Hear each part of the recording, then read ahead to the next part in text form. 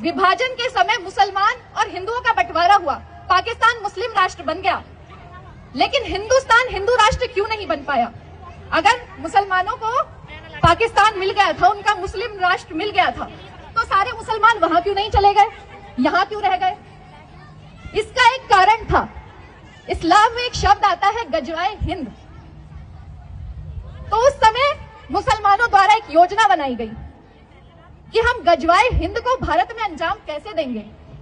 तो उन्होंने विचार किया कि हम भारत में ही रह जाते हैं। अब मैं आपको बता दूं कि गजवाए हिंद क्या है। गजवाए हिंद का मतलब है कि जब तक पूरी दुनिया इस्लाम कबूल नहीं कर लेती, तब तक अल्लाह प्रसन्न नहीं होंगे। और अल्लाह को खुश करने के लिए मुसलमान यहाँ रुके और उन्होंने धीरे धीरे गजवाए हिंद को अंजाम देने के अपने यहाँ बीज बोने शुरू किए। आज गजवाए हिंद का और ये तथाकथित धर्मनिरपेक्षता का परिणाम हमारे सामने है। मणिपुर, मेघालय, मिजोरम, नागालैंड, त्रिपुरा, केरल, असम, सिक्किम, गोवा, जम्मू कश्मीर और अब बंगाल भी इसी रास्ते पर है। यहाँ हिंदू अपने ही देश में अल्पसंख्यक होते जा रहे हैं। यहाँ पर हिंदुओं को वो राजनीतिक अधिकार, वो सांस्कृतिक अधिकार, वो सामाजिक अधिकार नहीं है जो हिंदू बहुल क्षेत्रों में मुसलमानों और ईसाइयों को है। ये समानता नहीं, स्पष्ट असमानता है।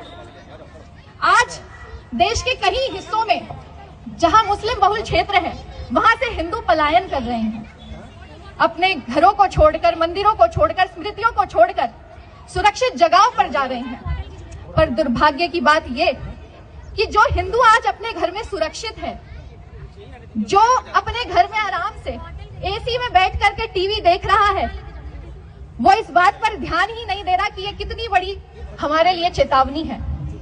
हम तो आराम से अपने घर में बैठे हैं कि यार ये हमारा मामला थोड़ी है, ये तो किसी और का है। लेकिन इतिहास हमें चेतावनी देता है।